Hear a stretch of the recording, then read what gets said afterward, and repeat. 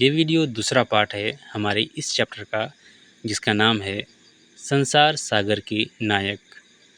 अनुपम मिश्र इस चैप्टर में उस कम्युनिटी के बारे में बात करते हैं जो तालाब बनाते थे। अगर आपने इसका पहला पार्ट नहीं देखा है तो इस वीडियो के टॉप राइट कॉर्नर पर आपको वीडियो मिल जाएगा, वहाँ से आप देख सकते हैं। और अगर आपने देख लिया है पहला पार्ट तो ये सेकंड पार्ट है। शुरू करने से पहले एक छोटी सी बात, अगर आपको बैकग्राउंड में मेंढकों और झिंगुरों की आवाज़ आ रही है तो उसमें हम कुछ नहीं कर सकते हैं, इसको बैकग्राउंड साउंड समझकर आगे बढ़ते हैं। तो दूसरा चैप्टर इस तरह से है। तो यहाँ से शुरू है सेकंड पार्ट।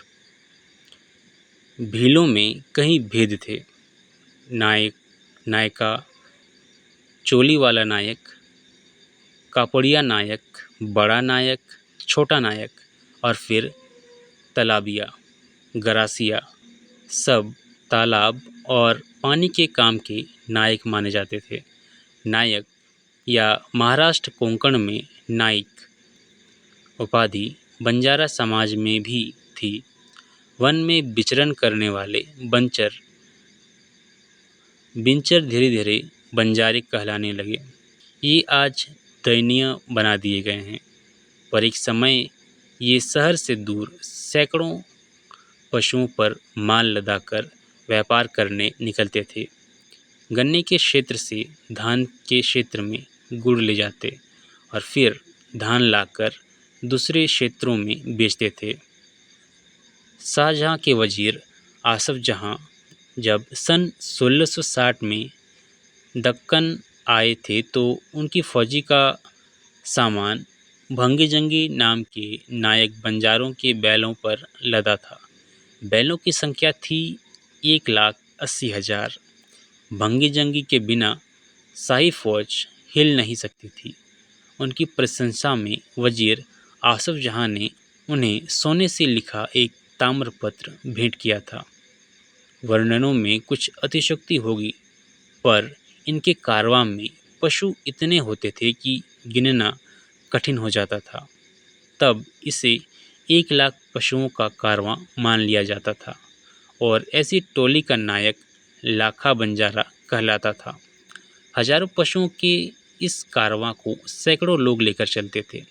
इसके एक दिन के पड़ाव पर पानी की कितनी मांग होती है, इसका अंदाज़ा लगाया जा सकता है। जहां ये जाते वहां अगर पहले से बना तालाब नहीं होता तो फिर वहां तालाब बनाना ये अपना कर्तव्य मानते थे। मध्य प्रदेश के सागर नाम की जगह में बना सुंदर और बड़ा तालाब ऐसे ही किसी लाखा बंजारे ने बनाया था। छत्तीसगढ़ में आज भी कई गांवों में लोग अपने तालाब को किसी लाखा बंजारे से जोड़कर याद करते हैं। इन अज्ञात लाखा बंजारों के हाथों से बने ज्ञात तालाबों की सूची में कई प्रदेशों के नाम समा जाएंगे। गोंड समाज का तालाबों से गहरा संबंध रहा है। महाकौशल में गोंड का यह गुण जगह जगह तालाबों के रूप में बिखरा मिलेगा। जबलपुर के पास कुड़न द्वारा बनाया गया ताल आज कोई 1,000 बरस बाद भी काम दे रहा है। इसी समाज में रानी दुर्गावती हुई, जिन्होंने अपने छोटे से काल में एक बड़े भाग को तालाबों से भर दिया। गोंड न सिर्फ खुद तालाब बनवाते थे, बल्कि तालाब बनाने वाले दूसरे लोगों का भी खूब सम्मान करते थे। गोंड राजाओं ने उत्तर भारत से कोहली समाज के लोगों को आज के महाराष्ट्र के भंडारा जिले में उत्साह के साथ लाकर बसाया। भंडारा में भी इसी कारण बहुत अच्छे तालाब मिलते हैं। एक मिनट, ये कोहली समाज विराट कोहली वाला तो नहीं है? मैं भी।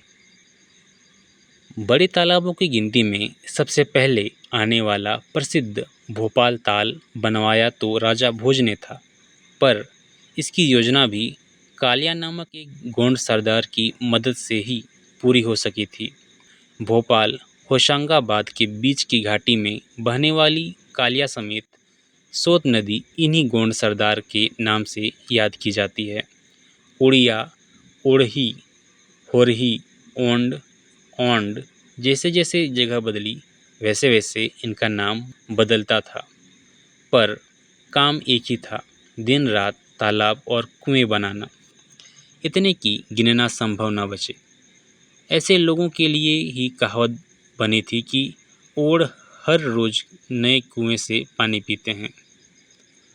बनाने वाले और बनने वाले चीज की एकाकर होने का सबसे अच्छा उदाहरण शायद ही मिले, क्योंकि कुएं का एक नाम ओड़ भी है।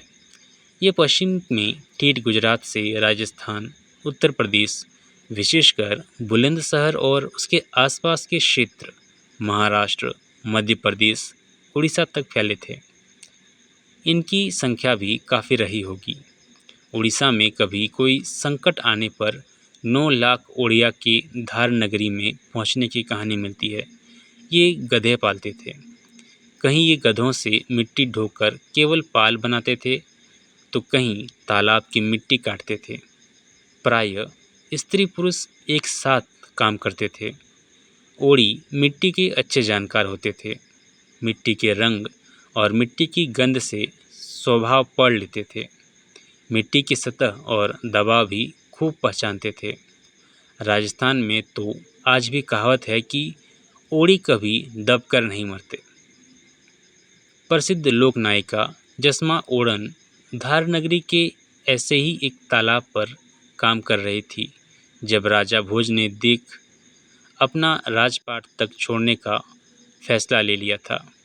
राजा ने जसमा को सोने से बनी एक अप्सरा की तरह देखा था, पर ओड़ी परिवार में जन्मी जसमा अपने को, अपने शरीर को तो क्या संसार तक को मिट्टी मानने वाली परंपरा का हिस्सा थी। किस्सा बताता है कि राजा जसमा को पाने के लिए कुछ भी करने को तैयार था। अपने कर्तव्य को छोड़कर जो नहीं करने लायक था वह भी करने लगा था। जसमा ऐसे राजा की रानी बनने से पहले मृत्यु का वर्ण करना तय करती है। राजा का नाम मिट गया, पर जसमा ओड़न का जस आज भी उड़ीसा से लेकर छत्तीसगढ़, महाकौशल, मालवा, राजस्थान और गुजरात में फैला हुआ है। सैकड़ों बरस बीत गए।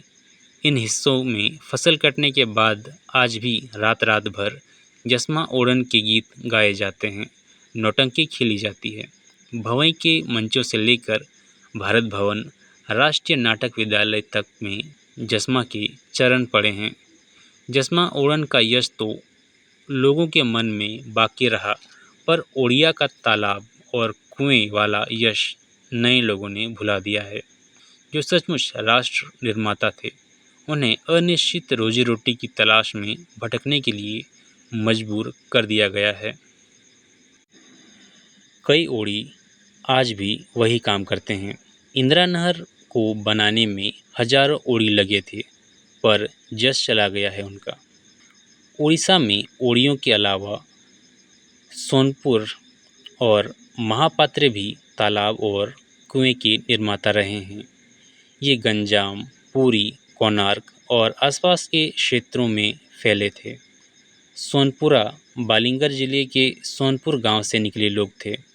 एक तरफ ये मध्य प्रदेश जाते थे तो दूसरी तरफ नीचे आंध्र तक।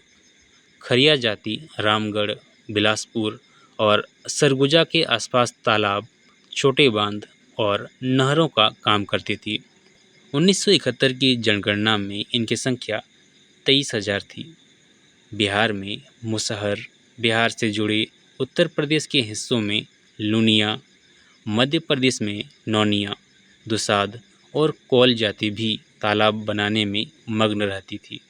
मुसहर, लुनिया और नौनिया तब आज जैसे लाचार नहीं थे। 18वीं सदी तक मुसहरों को तालाब पूरा होने पर उचित पारिश्रमिक के साथ साथ जमीन भी दी जाती थी। नौनिया, लुनिया की तालाब बनाने पर पूजा होती थी। मिट्टी के पारीक मुसहर का समाज में अपना स्थान था। चौहरमल उनके एक शक्तिशाली नेता थे। किसी समय श्री सलेश यानी शैलेश दुसाध के पूज्य थे। इनके गीत जगह जगह गाए जाते हैं और इन्हें दूसरे लोग भी इज्जत देते हैं। दुसाद जब श्री शैलेश के यज्ञ करते थे तो अन्य जातियों के लोग भी उसमें भाग लेते हैं। इन्हीं इलाकों में बसी थी डाणी नामक एक जाति। यह कठिन और मेहनती काम करने के लिए प्रसिद्ध थी और इसी सूची में तालाब और कुआं तो शामिल ही था। बिहार में आज भी किसी कठिन काम का ठीक हल ना सूझे तो कह देते हैं डाणी लगा दो। डाणी बहुत ही सुंदर मजबूत काठी की जाति थी। इस जाति के सुडौल गठीले शरीर मछली गिनने का न्योता देते थे। आज के बिहार और बंगाल में बसे संथाल सुंदर तालाब बनाते थे। संथाल परगने में बहुत कुछ मिट जाने के बाद भी कई आहार यानी तालाब संथालों की कुशलता की याद दिलाने खड़े हैं। महाराष्ट्र के नासिक क्षेत्र में कोहलियों के हाथों इतने बंधान और तालाब बने थे कि इस हिस्से पर अकाल की छाया नहीं पड़ती थी। समुद्र तटवर्ती गोवा और कोंकण प्रदेश घनघोर वर्षा के क्षेत्र हैं, पर यहाँ वर्षा का मीठा पानी देखते देखते ही खारे पानी के विशाल समुद्र में मिल जाता है। यह गावड़ी जाति की ही कुशलता थी कि पश्चिमी घाट की पहाड़ियों पर यह गावड़ी जाति की ही कुशलता थी कि पश्चिमी घाट की पहाड़ियों पर ऊपर से नीचे तक कई तालाबों में वर्षा का पानी वर्ष भर रोककर रखा जाता था। यहाँ और इससे ही जुड़े कर्नाटक के उत्तरी कन्नड़ क्षेत्र में चिरे नामक पत्थर मिलता है। तेज बरसात और बहाव को इसी पत्थर के सहारे बांधा जाता है। चिरे पत्थर को खानों से निकालकर एक मानक आकार में तराशा जाता रहा है। इसी आकार में रत्ती भर परिवर्तन नहीं आया है। इतना व्यवस्थित काम बिना किसी व्यवस्थित ढांचे के नहीं हो सकता था। बुद्धि और संगठन का एक ठीक तालमेल खड़े किए बिना देश में इतने सारे तालाब न तो बन सकते थे न टिक ही सकते थे। यह संगठन कितना चुस्त दुरुस्त रहा होगा, इस प्रश्न का उत्तर दक्षिण की एक झलक से मिलता है। दक्षिण में सिंचाई के लिए बनने वाले तालाब एरी कहलाते हैं। गांव-गांव में एरी थी और उपेक्षा के 200 वर्षों के इस दौर में के बावजूद इनमें से हजारों एरियां आज भी सेवा कर रही हैं। गांव में पंचायत के भीतर ही एक और संस्था होती थी, एरी वारियम। एरी वारियम में गांव के 6 सदस्यों की एक वर्ष के लिए नियुक्ति होती थी। एरी से संबंधित हर एक काम, एरी बनाना, उसका रखरखाव, सिंचाई की उचित और निष्पक्ष व्यवस्था और इन सब कामों के लिए सतत साधन जुटाना वारियम की जिम्मे होता था। वारियम के 6 सदस्य इन कामों को ठीक से नहीं कर पाए तो उन्हें नियुक्ति की अवधि से पहले ही हटाया जा सकता था। यहाँ एरी बनाने का काम वो दरदार करते थे। सिंचाई की पूरी व्यवस्था के लिए एक पद होता था। इसे अलग अलग क्षेत्र में नीरघंटी, नीरगंटी, नीर आनी, कम्बक ककट्टी और मायन थिट्टी के नाम से जाना जाता था। तालाब में कितना पानी है, कितने खेतों में सिंचाई होनी है, पानी का कैसा बंटवारा करना है, ये सारे काम नीरघंटी करते थे। नीरघंटी का पद अनेक क्षेत्रों में सिर्फ हरिजन को ही दिया जाता था। सिंचाई के मामले में उनका निर्णय सर्वोपरि रहता था।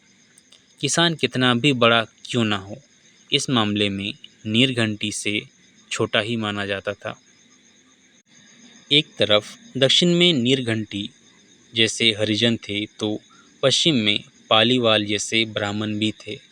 जैसलमेर जोधपुर के पास 10वीं सदी में पल्ली नगर में बसने के कारण ये पल्लीवाल या पालीवाल कहलाए।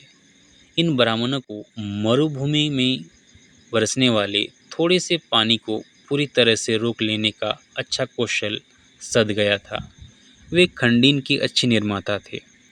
मरुभूमि का कोई ऐसा बड़ा टुकड़ा जहाँ पानी बहकर आता हो, वहाँ 2 या 3 तरफ से मेड़बंदी कर पानी रोककर विशिष्ट ढंग से तैयार बांधनुमा खेत को खंडिन कहा जाता है। खंडिन खेत बाद में है, पहले तो तालाब ही है। मरुभूमि में सैकड़ों मन अनाज इन्हीं खंडिनों में पैदा किया जाता रहा है। आज भी जोधपुर, जैसलमेर, बाड़मेर क्षेत्र में सैकड़ों खंडिन खड़ी हैं। लेकिन पानी के काम के अलावा स्वाभिमान भी क्या होता है, इसे पालीवाल ही जानते हैं। जैसलमेर में न जाने कितने गांव पालीवाल के थे। राजा से किसी समय विवाद हुआ, बस रातों रात पालीवालों के गांव खाली हो गए। एक से एक कीमती सुंदर घर, कुएं, खंडिन सब छोड़कर पालीवाल राज्य से बाहर हो गए। आज उनके वीरान गांव और घर जैसलमेर में पर्यटक को गाइड बड़े गर्व के साथ दिखाते हैं। पालीवाल वहां से निकलकर कहां-कहां गए इसका ठीक अंदाजा नहीं है, पर एक मुख्य धारा आगरा और जौनपुर में जा बसी थी। महाराष्ट्र में चित्पावन ब्राह्मण भी तालाब बनाने से जुड़े थे। कुछ दूसरे ब्राह्मणों को यह ठीक नहीं लगा कि ब्राह्मण मिट्टी खोदने और ढोने के काम में लगे। कथा है वासुदेव चित्तले नामक चित्पावन ब्राह्मण की। वासुदेव ने कई तालाब, बावड़ी और कुएं बनाए थे। जब वे परशुराम क्षेत्र में एक बड़ा सरोवर बना रहे थे और उनके कारण अनेक ब्राह्मण मिट्टी खोद रहे थे, तो देवरुख नामक स्थान से आए ब्राह्मणों के एक समूह ने उनका विरोध किया।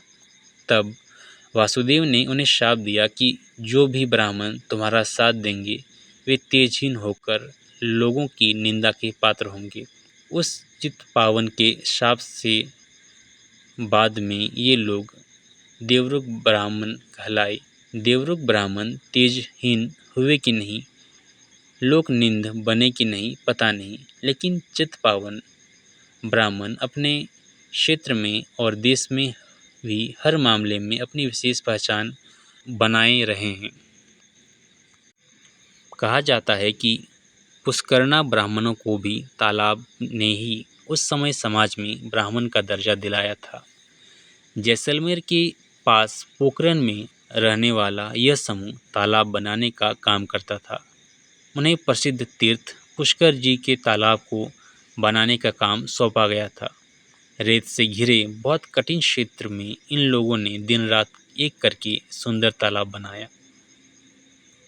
जब वह भरा तो प्रसन्न होकर इन्हें ब्राह्मणों का दर्जा दिया गया।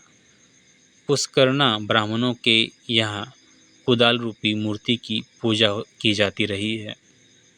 अपने पूरे शरीर पर राम नाम का गुदवाने और राम नाम की चादर ओढ़ने वाले छत्तीसगढ़ के रामनामी तालाबों के अच्छे जानकार थे। मिट्टी का काम राम का ही नाम था इनके लिए। रायपुर, बिलासपुर और रायगढ़ जिलों में फैले इन संप्रदाय के लोग छत्तीसगढ़ क्षेत्र में घूम घूम कर तालाब खोदते रहे हैं। संभवतः इस घूमने के कारण ही इन्हें बंजारा भी मान लिया गया था। छत्तीसगढ़ में कई गांवों में लोग यह कहते हुए मिल जाएंगे कि उनका तालाब बंजारों ने बनाया था। रामनामी परिवारों में हिंदू होते भी अंतिम संस्कार में अग्नि नहीं दी जाती थी, मिट्टी में दफनाया जाता था, क्योंकि उनके लिए मिट्टी से बड़ा और कुछ नहीं। जीवन भर राम का नाम लेकर तालाब का काम करने वालों के लिए जीवन के पूर्ण विराम की इससे पवित्र और कौन सी रीति होगी। आज से सब नाम अनाम हो गए। उन नामों का स्मरण करने की यह नाम माला गजदर से लेकर रामनामी तक की नाम माला अधूरी ही है। सब जगह तालाब बनते थे और सब जगह उन्हें बनाने वाले लोग थे। सैकड़ों हजारों तालाब शून्य में से प्रकट नहीं हुए थे, लेकिन उन्हें बनाने वाले लोग आज शून्य बना दिए गए हैं। तो ये था तीसरे चैप्टर का अंत, जिसका नाम था संसार सागर के नायक। ये पूरा डिस्क्रिप्शन था देश भर के उन लोगों का जो तालाब बनाते थे। वेल, अगर आपको इस कम्युनिटी में से कोई भी नाम आपके आसपास में मिल जाए तो कमेंट करके बताइए कि आप किस जगह पर हैं और किस कम्युनिटी का नाम आपको मिला है। जैसे अगर आपको गजधर शब्द मिलता है अपने आसपास की कम्युनिटी में तो बताइए, और किस जगह पर मिलता है ये भी बताइए। So that's for today.